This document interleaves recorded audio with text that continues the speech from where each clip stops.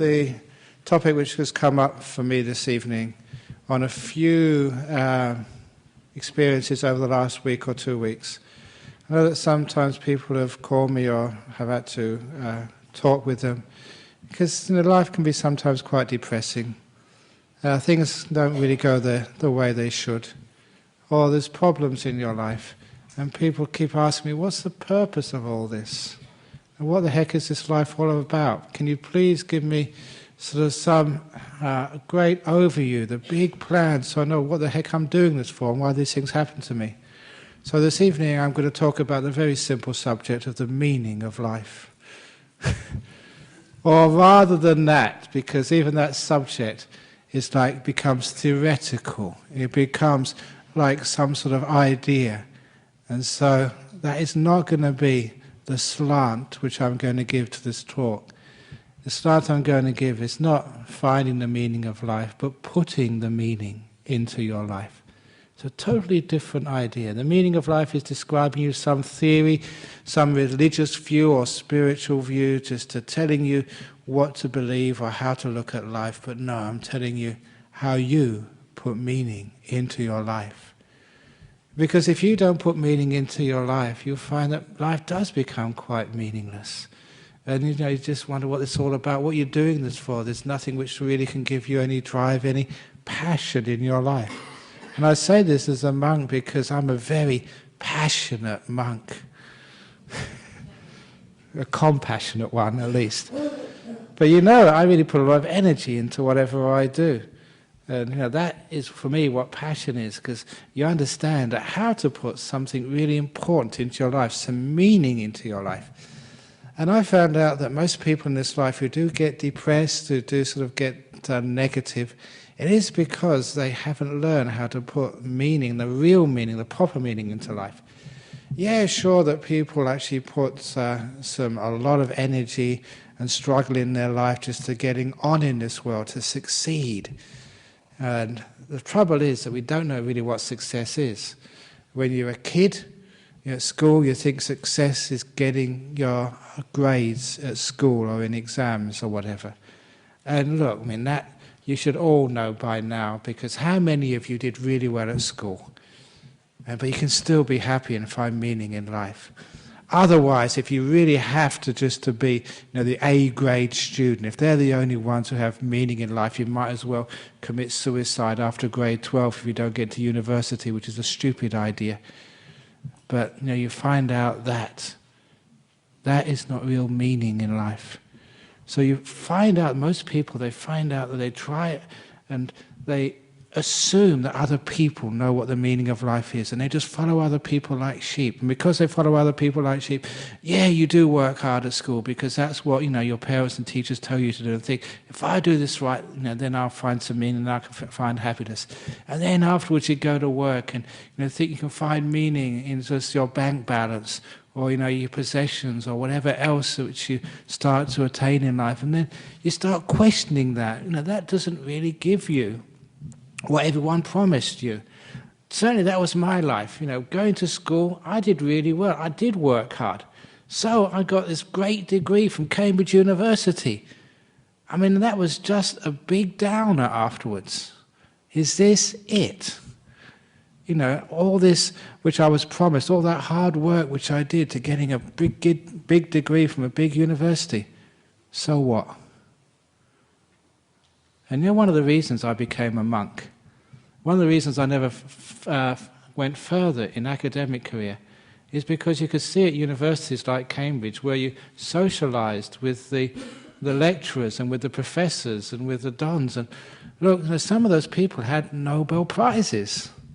These were sort of the top, the elite of academia. And you talk with them and just realize that these people hadn't got it together. Yeah, they were brilliant in their field, but they were stupid in life.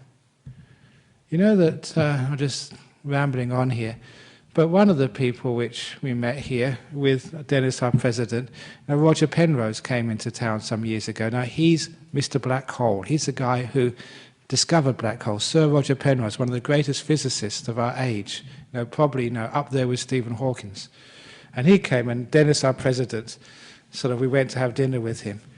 And, because I'm well connected with the physicists over here. And it's really amazing.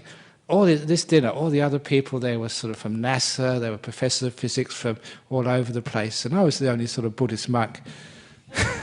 Well, anyone from religion, which actually shows just how Buddhism and even just, the elite physics, we can actually melt together. But looked at this person, was just so brilliant in his field, but you couldn't have a conversation with him. And do you remember this, Dennis? We were just all talking with each other, and even I was just chatting about all sorts of stuff with these people from NASA. And he was actually standing by himself, and no one was talking with him. And I was wondering that he's brilliant in front of the lecture theatre, apparently, and he's brilliant, on a piece of paper, but he hasn't got his life together.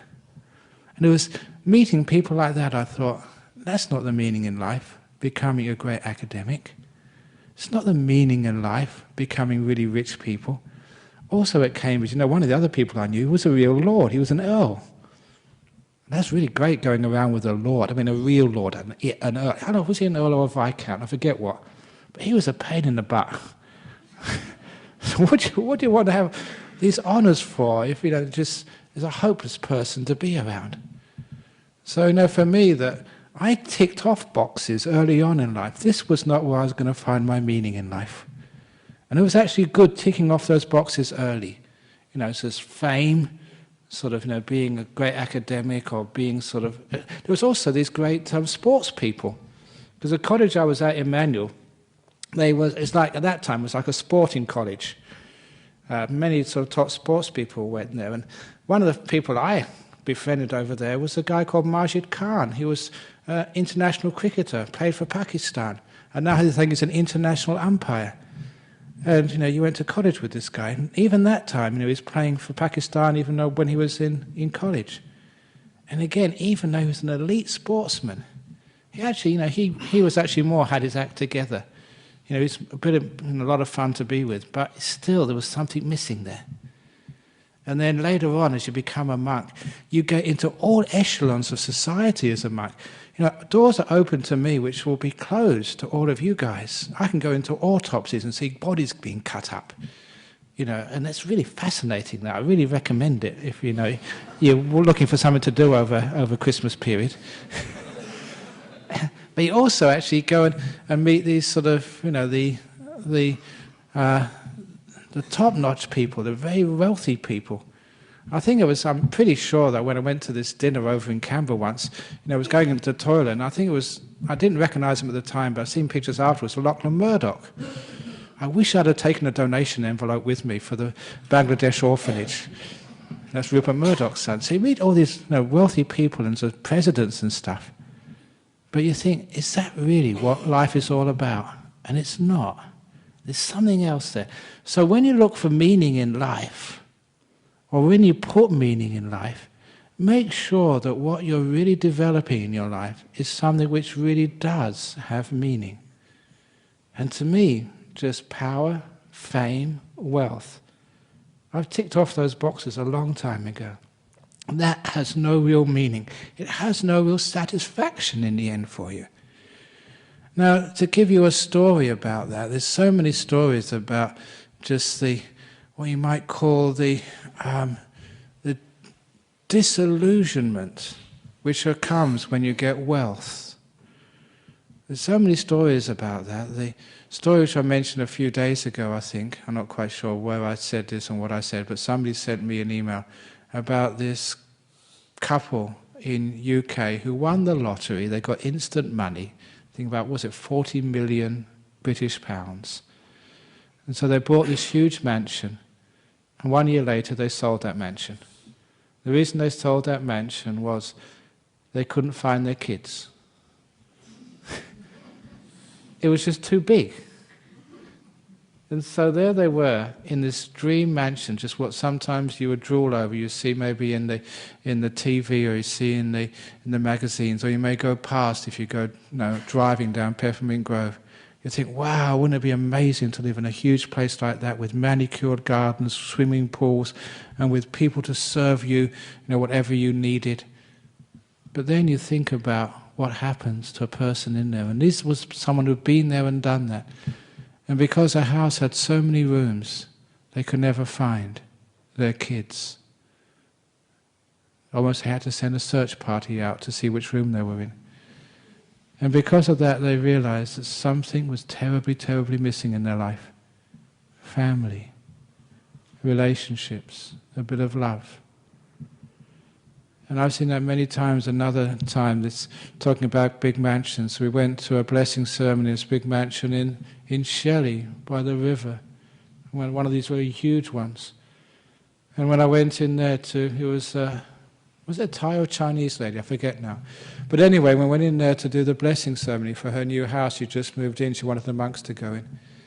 That was a time when, I'd just come all the way from Serpentine, from the monastery to Shelley.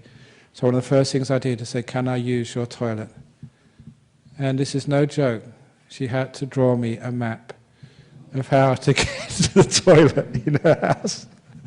It was ridiculous. But then afterwards, when we were chatting together after doing the ceremony, I said, "How many people live here?" She said, "Only me."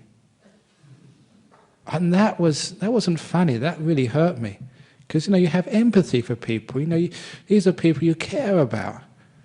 And when she said, "Only me," you could see just the pain in that expression. There was a woman, filthy rich, staying in a huge mansion, all alone. And I asked her, "Why doesn't anyone else stay with you?" And she said, "I'm afraid of my family. I'm afraid they'll ask me for some money. Ask me for a loan. I'm afraid of any friends. I don't know if they're my friends because I'm rich and they want a loan or want to borrow some or want a gift or something.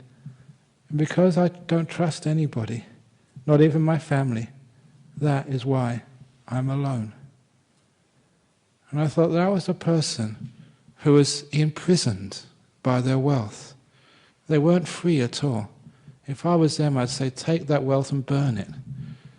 And have some freedom, because what has more meaning in life? Being free and just being able to enjoy your family and friends and have a great time together, or having that great wealth. So please, in your life, forget about the lottery tickets. You're not going to win anyway. And if you do, that's even worse. Forget about just getting the advancement in your work. Because, so you get sort of the upgrade in your work and you get a bigger salary. But it means, you have to work so much harder, so much longer, with more stress, and you don't see your family, your health goes down. Is that really what you want to do in life? And I'm very, very impressed with people who actually turn down the promotion. Say, "No, this is enough for me. I want to be home at 5 p.m. or 6 p.m. to be with my kids. I want to have those holidays where I don't have to worry that you're going to SMS me to come back to the office because there's some important contract to fix up." Because at least they've got some understanding of the meaning of life, and they're putting that meaning into their life. I know many people talk about this, but it really is up to you to take hold of your life and not just be a victim and just go along with life and just allow these things to happen to you. You do have that choice. As they say in Buddhism, you are the owner of your karma. It's a very powerful statement which we don't really say enough. You're the owner of your karma. In other words, you have it in your hands. You have it in your hands to guide into your future and really do put meaning into your life. So you need to work. Please have great jobs, but fulfilling jobs. And that doesn't mean your bank balance. It means when you go home at the end of the week, you've got enough money to pay the bills, but you feel you're actually doing something useful for the world as well. Because in those days which I had at university, it was fortunate that we did have time. We had time to reflect. And that's such an important thing in your life, to take that time out, not to do things, but just to stand back and just to reflect upon your life and which way it's going and how it's going and what is really important to you in life. Because we're coming to the end of this year, December already, and it's a great time. When things end, it does give you the opportunity to stop and reflect, because life goes on so fast. It's like a train which never stops, so you can't get out and just think, where the heck am I and which way am I going? This time of year is great for that. You have holidays. And so don't fill your holidays up with all these activities. Don't just think, I have to get this out of the way, I have to get that out of the way, all these jobs which have been building up for the year. If you just get jobs out of the way, you find that life gets out of the way. And that's one of the things which I've seen myself doing in the monastery, because I got lots of business, I got lots of responsibilities and work to do, lots of things to fix up and to settle and to do. But sometimes I catch myself, I say, I've got to get this out of the way and that out of the way and this out of the way and that out of the way, and then I meditate. And you find out you don't meditate at all, you don't stop. And so I decided, no, I'll get peace out of the way first of all. I get that done first of all, then I'll do all my other jobs. It reminds me of one of the old monk jokes. There aren't actually real Buddhist jokes. This is a joke about, I may have told this a couple of weeks ago, I'm losing my mind, I don't mind. But if what I told last week, what I told this week, who cares anyway, but such a good joke. If you heard it before, it's a golden oldie about the monk who was called up at his monastery by someone. Can you please come round to do a blessing at my house? And the monk said, I'm sorry, I'm busy, I can't come.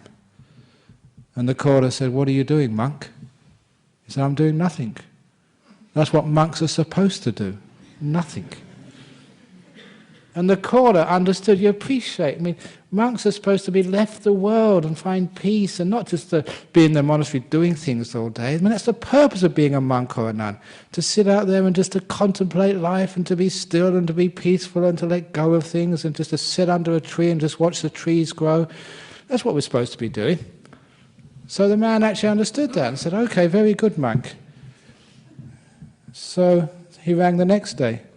He said, look, I really need you to do a blessing. Can you come to my house? He said, no, I'm busy. So that's what you said yesterday. What are you doing? I'm doing nothing, said the monk. But you said that's what you're doing yesterday. And the monk replied, yes, but I'm not finished yet.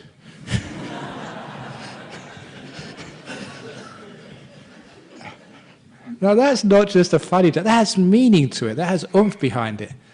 So look, somebody's your wife says, no, can you come and give me a hand? Say, darling, I'm busy. What are you doing? Nothing. How long is it going to take? I don't know, maybe all my life. Maybe that's going too far, but isn't it really important actually to have this great opportunity when you do nothing? So you can actually stand back and just allow life to actually reflect itself on you, just like only when the water is still can you actually stand over it and see your face clearly. Only when you stop rushing around doing things can you actually see what you're doing and see what the meaning of life truly is. That is why, we have monasteries where you can go and stay. That's why we have retreat centers. Retreat centers are not so you can get enlightened. They're not so you can get jhanas. The retreat centers are there so you can stop and you just do nothing and just see what's going on. Because everywhere else, if you do stop, people say, what are you doing? Doing nothing. Oh, can you come and give me a hand then? They don't allow you to be peaceful. They don't allow you to be still. So these are places where you can be still. And it's in those stillnesses you find what the meaning of life is. And once you know what the meaning of life is, you can put it into your life. So when people get very depressed or they lose their way in life, please go to the monasteries which we have over here. They're great places where you can just come, sit. You don't even have to need to stay the night. Just go there and go in the meditation hall and just sit and do nothing. And don't ask for the meaning of life. Don't go seeking it. Just be still so you can know it. Because the point is the meaning of life is not a theory. It's not some sort of view you can write in a book. That's why we don't like books in meditation, monasteries. It's not a Bible, it's not a Quran, as I told you many, many times. When people ask me, when you go to schools or universities, and they say the old question, in Christianity we have the Bible, in Judaism we have the Torah or the Kabbalah, in Islam we have the Quran. So what do you have in Buddhism? We have our heart. That's what we read. That's our holy book, right in here. In other words, you stop reading outside. If you have a book, it's just a mirror so you can experience what's inside. So it's the experience, especially in stillness. That's our holy book. That's why we don't argue so much. That's why Buddhism doesn't really have wars. I mean, real Buddhism, not organized Buddhism. Real Buddhism doesn't have wars, because how can you have a war over what you read in your own heart? What's out there on a piece of paper, yeah, you can argue with. And you can get theologians who argue and try and work out what it all means. But experience, we know what experience is. So your meaning of life, what really has meaning for you in life? And straight away, you find it's not the fame or the money or the other stuff. The greatest meaning in life is when you've really served and helped someone. It's not just thinking compassion, it's actually succeeded in compassion. You've cared for someone, and it's changed them. And I know that has been one of the greatest motivators of my life. I learned that early on when I went to a Buddhist talk when I was still a student. And I heard all these great professors and monks give talks. And quite frankly, many times I went to sleep. Maybe it was that experience was why that I try to give interesting talks, and if I find you getting dull, that's when I tell the jokes to wake you up. Because I've been there, listening to very boring talks and just falling asleep myself. But I remember one of the talks which I heard, which I would never forget, it didn't say very much about Buddhism at all, not as I expected. It didn't say about Four Noble Truths or Seven Enlightenment Factors and all this other stuff which you can read in books anyway. It was just this old English woman who was a Tibetan nun who was running an orphanage for very poor kids in Sikkim. And the way that she described her compassion was really inspiring. I realized from that time that Buddhism isn't a theory. Buddhism is actually what you do, how you behave. Just your kindness, your virtue, your peace, your forgiveness. That's what Buddhism is. It's not what you find in the books, but what you find in the interaction between two very kind and caring people.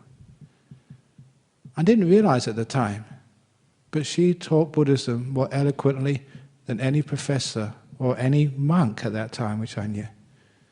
And so that's why the day after I was so inspired, I went to my bank and took £10 out of my account. Now this was in 1969. I was a very poor student. That was 2 weeks' food money for me. So I went hungry. I make up for it these days. But I was really hungry for that. I wasn't starving, but I didn't have as much as I would normally have, and it hurt. And because it hurt, I got so much happiness out of that. So much joy. I put £10 for this little orphanage and help kids. That was meaning. That was purpose. That was something which made life have a resonance and something very solid, which I could respect. It was a pointer to how I could find deeper meaning in my life. Because giving £10 to an orphanage, yeah, it helps them. It's important. But there's more you can do.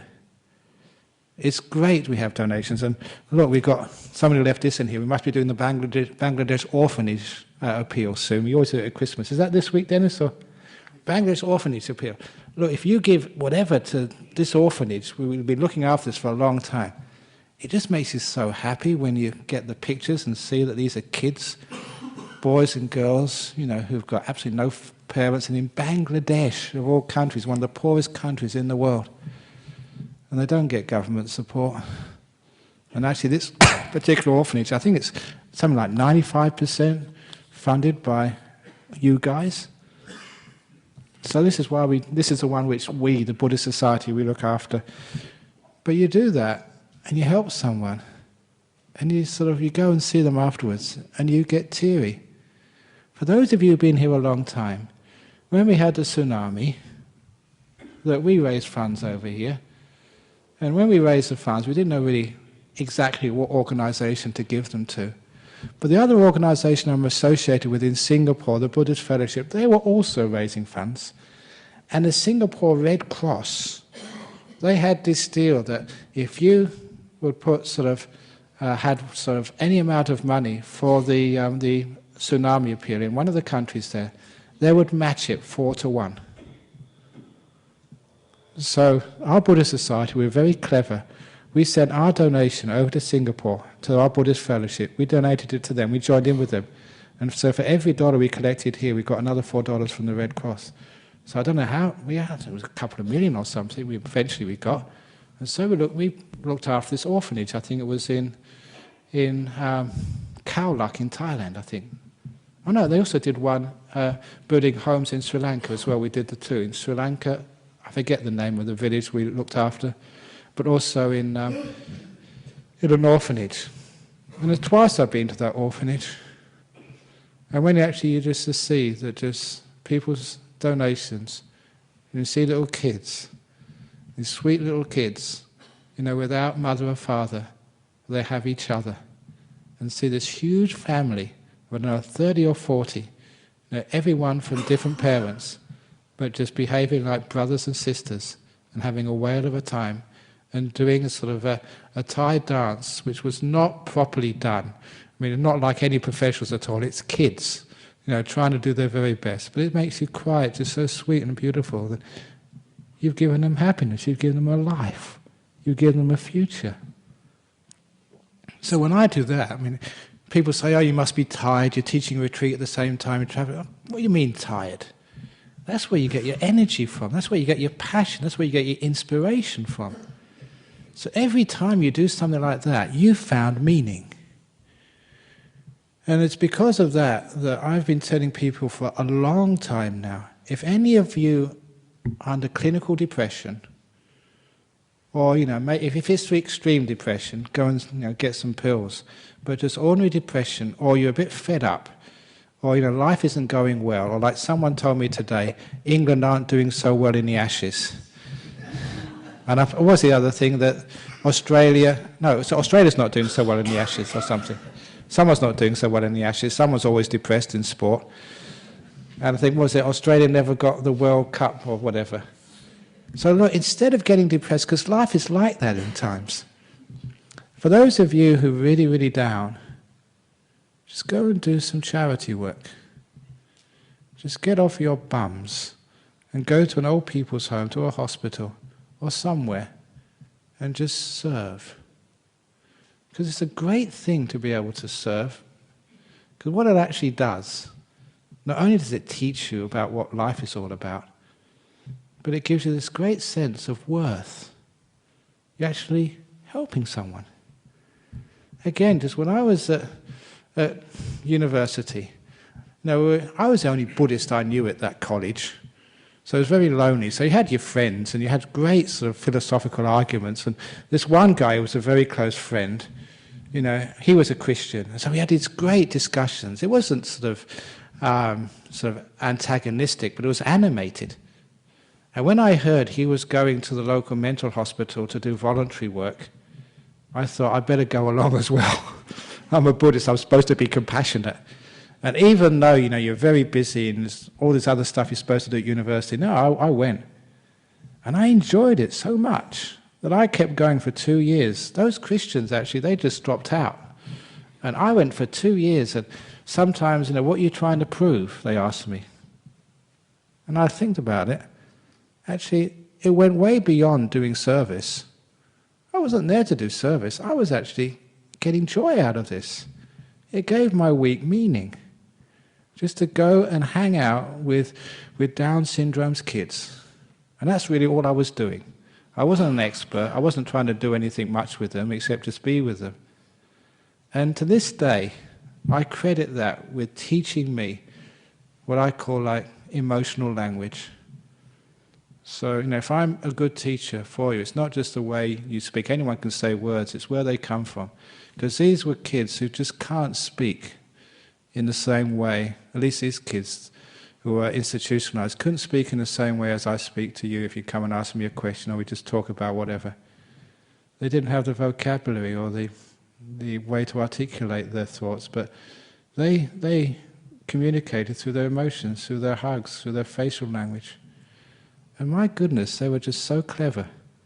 I remember many times just going there And they suss me out straight away. If I was in a bad mood, they'd know what's wrong. And they'd give me a hug. You know, it was the first time as a man I'd allowed another man to hug me. I was a heterosexual. I was afraid of sort of homosexuality, because that's just the way I was conditioned. And there you had to allow, as a male, a young male in 1969 or 70, allow another male to hug you. And that was tough. English, stiff upper lip and all that. That was tough, but it was so wonderful for me to learn just how to be loved. I got so much from those kids. I really sort of thanked them so much. So I thought I was giving when I first went there. But no, I got heaps and heaps. And I got enormous gratitude for what I learned when I gave. And that's where you start to understand what meaning is. I know I do travelling around a lot. After teaching here, on Sunday, I travel to Bangkok. And I just give this whole series of talks all day. You teach like retreats and like a meditation workshop. And then you have an hour probably for a shower, and then you have another talk in the evening. And look, if you looked at that schedule, if I was a member of the union, Kevin Reynolds or whatever, he would actually say, no, you're exploiting Ajahn Brahm. You can't do this, it's too much work. No member of any union would work as hard as I do. But is it exploitation? No, please give me more. I keep on saying to them, why? It's because you get so much energy and joy out of this, because I am serving and I am being with people. I'm getting my meaning in life. So I really thank you for coming here and letting me get high of giving a talk to you. Now you can understand what you put this meaning in life, and it's amazing just when you don't ask anything back in return, but you sort of give care. You give just your energy, non-judgmental. It's amazing just how much meaning you find in just the ordinary things in life of just being with someone, caring for them, being with them, and just learning and growing from each other. And there's never, ever any idea of superiority, because it's never about me being better than you or you being better than me. As I keep on saying, the secret of any relationship, even if it's just talking with somebody on the bus, it's never me, it's never them, it's always us. I'm just trying to remember that. So it's not me talking down to a person or talking up to them. It's never about me or you, it's always about we, us. It's the whole, not the parts. And that changes the whole way we look at, our interactions. It's not an interaction, as Thich Nhat Hanh said, it's an interbeing which we have with each other. And there you can find a great amount of meaning. One of the reasons you have that extra amount of meaning, because in those interactions, when you disappear and the other person disappears anymore, it's never self. It's never about me.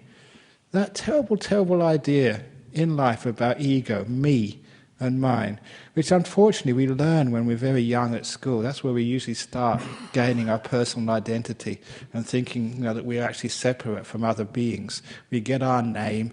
I remember I got my peg at the schoolyard where I had to hang my raincoat and had a little name underneath it, and I realized that I had to put my name on the books, and I developed my identity, the thing which separated me from other beings. I was told to go to the male's toilets, not the female. They had the male playground, the female playground in the primary school. So that separation gave me identities. And you know how separation causes all the problems in this life. I'm not saying that the men, you should go into the female toilets tonight. That would get you in a lot of trouble, so the girls go to men's toilets. But what I'm actually saying over there is, the separation into sort of, you're a Buddhist, you're a Catholic, you're a Muslim, you're this, you're a boy, you're old, you're English, you're Australian, you're whatever. That's where the suffering of the Ashes cricket test comes from. That's where the suffering of who gets a World Cup. Because we separate ourselves out into this nation and that nation, this religion, that religion, this race, that race. It's not that Australia lost the World Cup. It's that the world gained the World Cup. that the world won the Ashes cricket. We won it, not someone.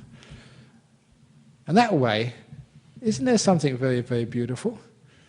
Instead of competition, there is this beautiful sense of cooperation in this world, of being with people rather than being against people. And there you actually see the sense of ego and separation space. And now you're actually understanding what the meaning of life is. So in the meaning of life, if you want to put meaning of life is, take yourself out, number one. It's not about you anymore. Take the other person out as well. It's not about them. I know that many people misunderstand compassion in Buddhism. They think compassion in Buddhism, thinking about everybody else, which means you get burnt out, people use you as a rug, a doormat or whatever, and you get abused. You don't count because you're sort of always this self-effacing person in the sense that you're thinking about everybody else. After a while you get burnt out, you get depressed, and you get a real mess. That is not compassion about just sacrificing yourself for other people. Compassion is looking at yourself, no more, no less, looking at the whole, everybody. It's all about us. You disappear. The other person disappears. It's about community, family, the whole race, the whole beings, all sentient beings, the whole earth looked upon as one organism with many different parts, like the ant's nest, all working together, never thinking of yourself as an individual or the other. It's amazing, the ants' nest, just how intelligent they are. Years and years ago, at our monastery in Serpentine, where there are many ants' nests, there was this one visitor. He decided to give the ants an intelligence test. Because the ants' nest, he put a sugar cube on top of the ants' nest. And I wondered, the ants love this sugar, but it's like one of these hard cubes. I wonder what they would do with this. Would they break it up to take it into the small holes, to take it into the center of their nest, or what would they do? And he really couldn't believe their intelligence, their engineering prowess. What these ants did, they excavated under the sugar cube. So day by day the sugar cube got lower and lower and lower and lower. And when the top got below the surface, it put the earth on top again. Exactly the same way, I think the Viet Cong buried the American tanks during the Vietnam War, how they actually drew them underground. And there was just a community of ants who'd never seen a sugar cube before, ever. Incredible intelligence when we can work together. Isn't it terrible that we work against each other so often, especially in our companies, in our businesses, in our religions? When we work against each other, we never get anywhere. You work together, there's no end of successes. So meaning in life, giving you success, is learning to work not as me working with you, but always about us. Change the whole mindset. That's one of the reasons why in Buddhism we stress sort of non-self. We stress compassion. The two go together. This is not a theory. It's actually the way we experience life, a different framework for looking. Which is why that when you do service, that's where you find meaning, because you disappear, you vanish. But if you ever do any service and you think, I'm doing this for my merit, for my good karma, you won't get very much out of that. Because it's, again, personal. It's just what this monk calls spiritual materialism. It's a great word, because once you have the word, you can see so many things which you can actually put under that umbrella of spiritual materialism. You see you doing that sometimes. I don't know how many people go onto a retreat and they're really trying so hard to get nimittas, these beautiful lights in the mind, or they're trying to get jhanas. Spiritual materialist again. You're trying to get something. That's one of the reasons why, if you ever go on a retreat led by me, I'll repeat something which Ajahn, who was a great teacher, said, you meditate not to get things, but to let things go. Not to get, but to lose things. Which is one of the reasons why I said at our monastery, I think today, I said, monks and nuns, we are the biggest losers. We've lost everything. I've lost my degree. I've lost any possibility of having a wife and kids. I've lost sex. I've lost movies. I've lost everything. But you see if you can lose a bit more, because you can always lose a bit more. And you can see what it means is you're letting go more, you're detaching more. And so it's really incredible that we talk of biggest loser being like something very negative. And if you call someone a loser, that's one of the worst things you can call a person in our modern society. But if someone calls me a loser, say, yeah, you've got it. Thank you for that wonderful accolade and piece of praise. I'm really trying more to lose more things, so thank you for calling me a loser. That's in monastic terms, that's actually a compliment. So if anyone in the street calls you a loser, it means your spiritual practice is going very well.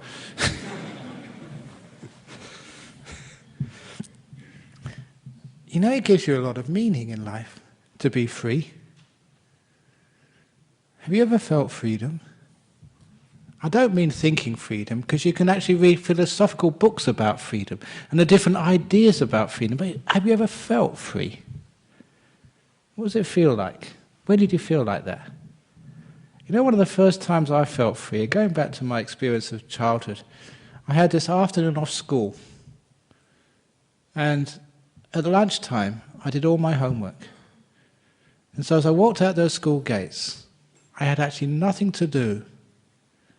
I had nowhere to go. I had no appointments, no business which I needed to complete. I remember that afternoon, even now. I was about 13 or 14 at the time. It was my first experience of freedom. I could do whatever I wanted, go wherever I wanted, with no constraints at all. No force, no compulsion. Totally free. It's a beautiful feeling. Can you ever feel like that? You don't have to achieve anything. You don't have to fulfill any duties, complete any projects. You can just be. That told me what freedom was. At least it gave me a taste of freedom. That word, a taste of freedom, you know that's an important Buddhist word. Even actually, I think Ajahn Chah's first book, we gave it that title, The Taste of Freedom. Because there's actually this term by the Buddha, vimutti rasa in Pali. Because I know I give these talks, sometimes I have to quote Pali just to say, look, I know my stuff. You know, this is actually, from the sutras. I'm not just a monk who just speaks from his own ideas. This is all based on the Buddha's teachings. So the taste of freedom, what actually is that? If you understand the taste of freedom, you understand a deeper meaning in life. Where all of this craving and wanting and ill will, all this stuff which agitates the mind and stops you being, which is always making you do things and go places and fix things and mend things and all that stuff, after a while that just drives you crazy. Whenever will there be an end of all this having to fix up things? That was one of the reasons why, another little anecdote, when the former abbot of Bodhinyana Monastery, Ajahn Chakra, was a great monk, when he disrobed and I was left looking after the monastery, I would work very hard, because I had all my ideas I would like to do for that monastery. I worked very hard. So from Monday to Friday, I'd work like a dog at that monastery, building and looking after the place and being abbot at the same time. Many of those buildings there, I built myself, laying the bricks, and Dennis knows that, he's seen me down there, he's our president.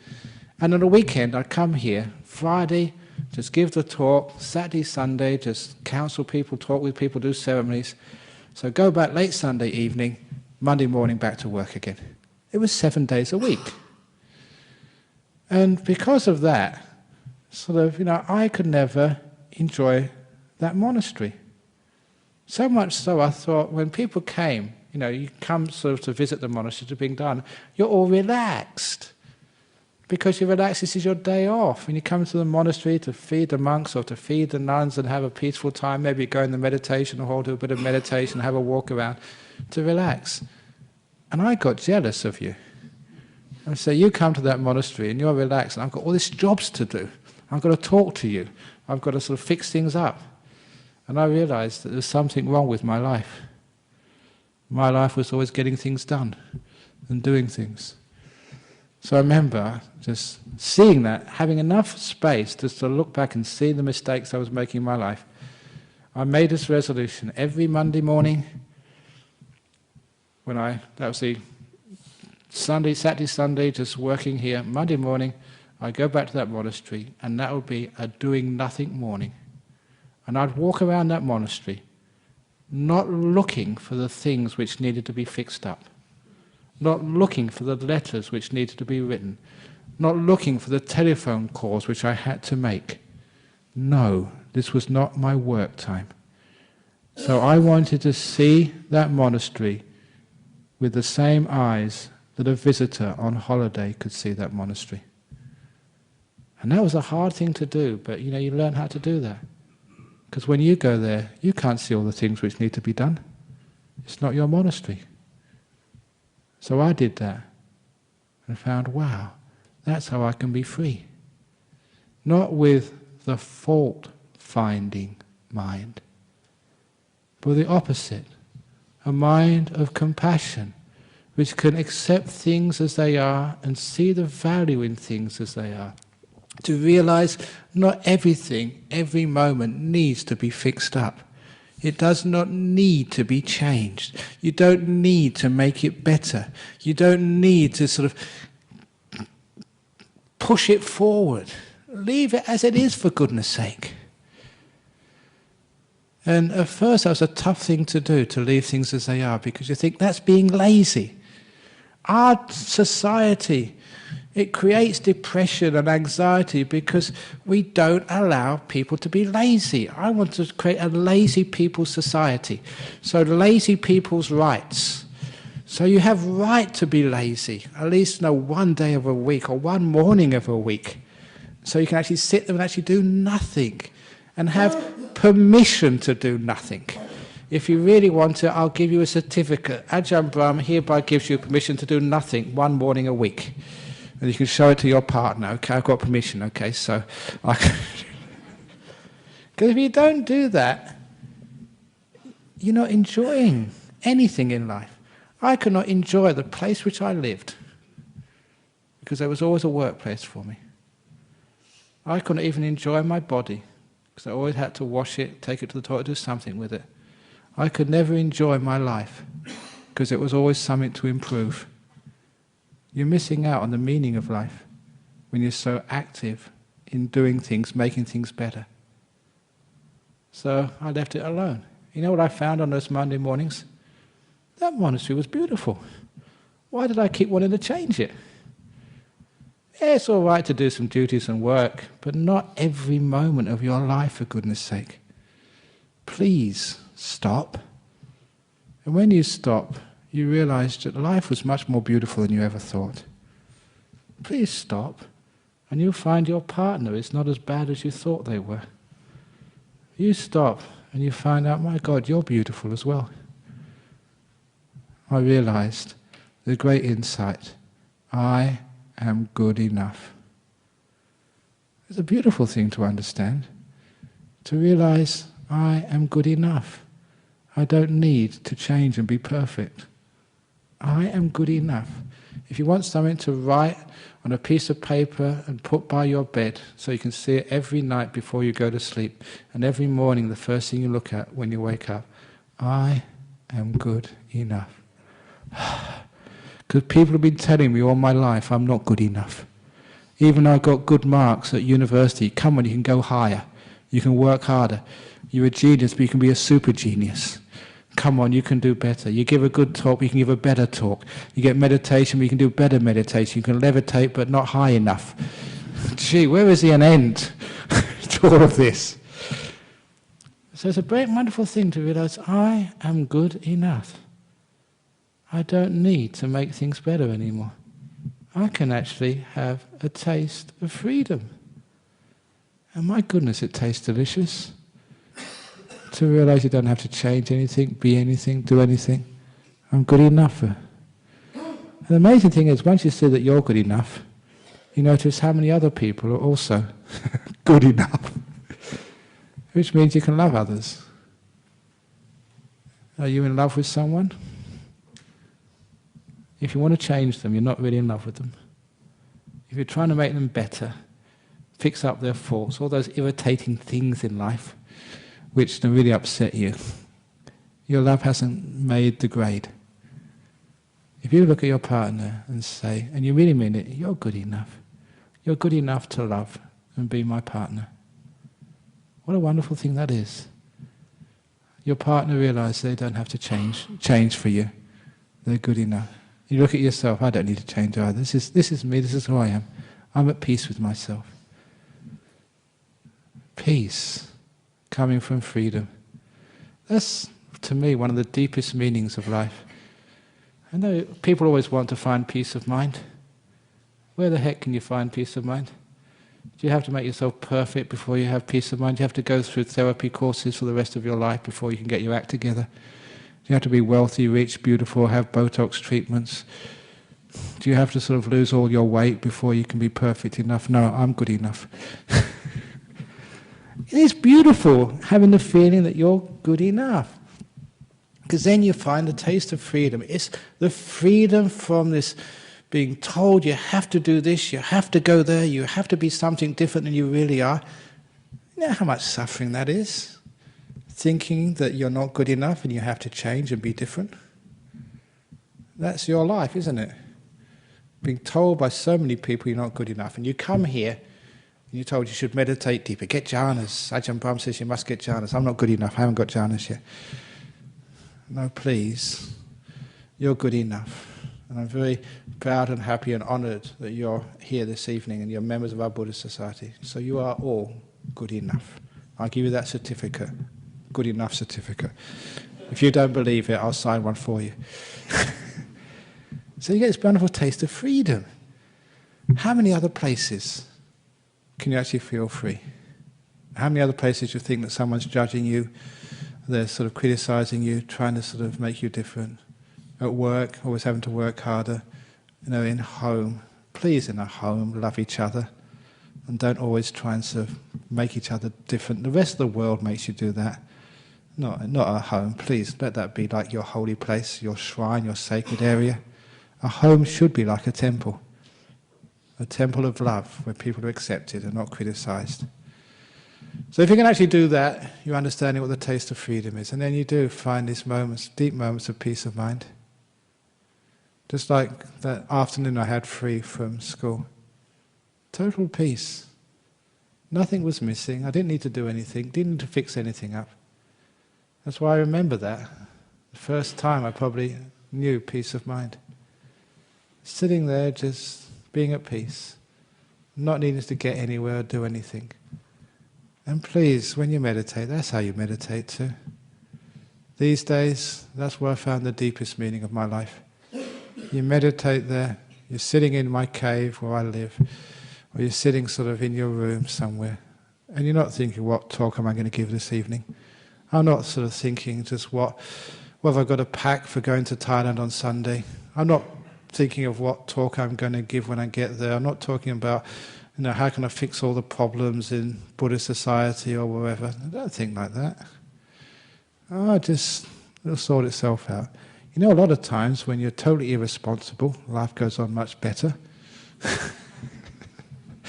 But when you actually get involved in trying to fix things up, it gets worse. Have you ever noticed that in life? I've noticed that too many times.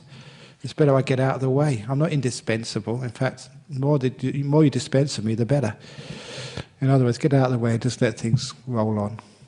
It's nature. Life is like that. So when I sort of just leave things alone, you get this beautiful sense of peace. I know how to meditate because that's the biggest skill which I developed over these years. I never meditate but like this. Never, please don't try to be something or get somewhere. Don't put forth this terrible effort. Where does that effort come from? What are you trying to achieve anyway? I want to be peaceful. Come on, be peaceful.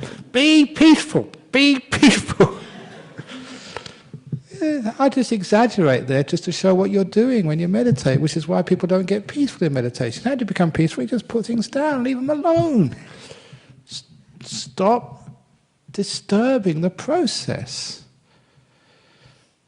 So you get out of the way and you don't do anything. Just leave things alone. Be kind to this moment. Allow this moment to be. So you're not trying to get anywhere, do anything. You're not striving or struggling, trying to make your mind different than it is. If you've got a stupid mind and it's all over the place or it's tired, leave it alone. It's none of your business. Just like my monastery, on the Monday morning, it's not my business. I just look at it as if I'm a visitor. I don't try and change it. Because I didn't try and change that, I notice its beauty. Just like you notice its beauty when you visit there. So when in my mind I stop trying to change it, I'm not the abbot of my mind. I'm not the manager, the controller, the boss. So when I visit it, I see it as beautiful as you see the beautiful monasteries in which our monks and nuns live. Your mind is already beautiful. Why are you trying to change it for? So change your attitude instead. Make peace with your mind, exactly as it is. And just like me, I found my monastery was just so beautiful. I found peace of mind, not by trying to get peace of mind, but stopping the getting, stopping the wanting. And I realized peace of mind was there all the time. Only I was just looking somewhere else. I was trying to find peace of mind over here, over there, anywhere, but instead of just in this moment with my mind as it was. That is the most powerful meaning of life. Stillness, inner peace, realizing there's nothing to get, nowhere to go. The end of craving, the end of wanting. And realizes it's there for you all the time, you're looking in the wrong place. You're looking and trying to achieve things, rather than just letting go of all that wanting to achieve.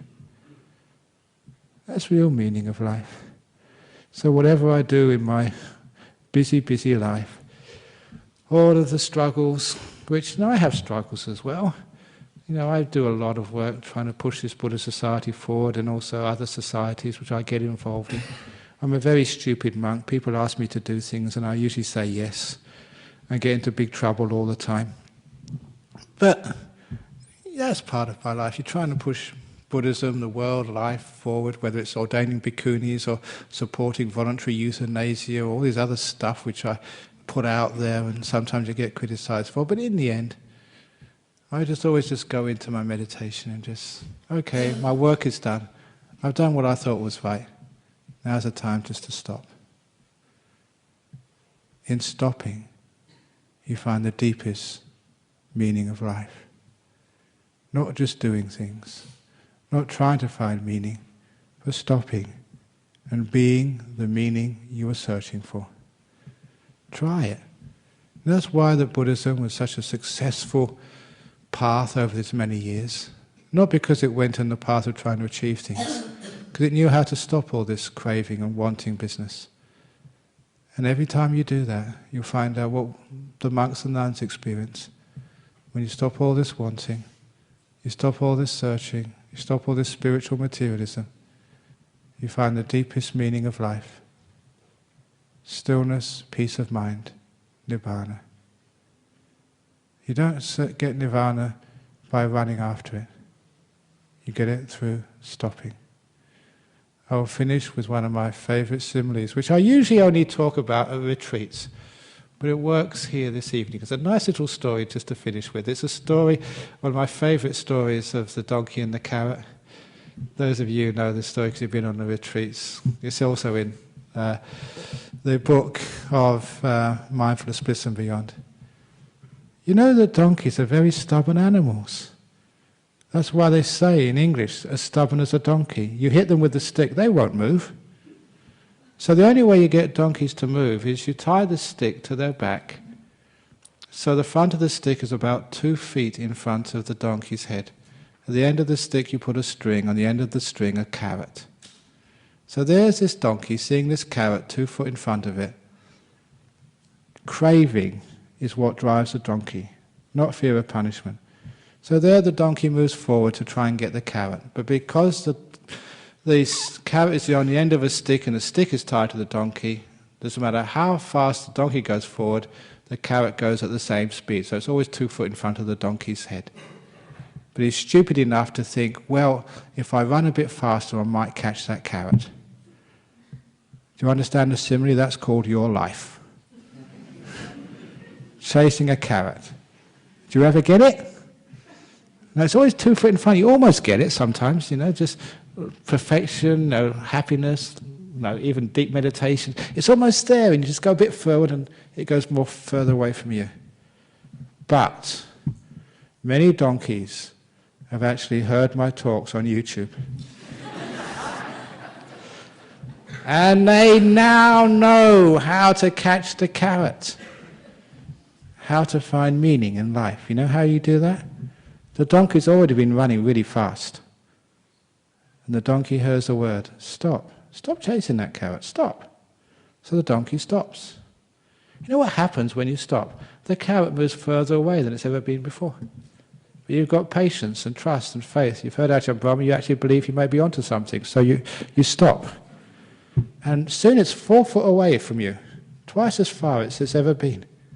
And you get to a bit of doubt, is this going to happen, is it true? But then something amazing happens. The carrot starts coming towards you. And soon it's in its normal position, 2 foot in front of your mouth, but now it's coming at great speed towards you. You don't have to do anything, you just sit there. And just at the right moment, you remember the most important phrase, the door of my mouth is now open to you, carrot. And the carrot gets into your own mouth. That's how you find meaning in life. You stop. The meaning just goes further away from you at first, but be patient. And then it comes towards you. You don't chase it, you stop. At the right moment, a bit of compassion. Thank you. That's how you become enlightened. Thank you for listening. So any questions or comments about putting meaning into life and finding meaning in life? Any questions? Going? Okay, go on.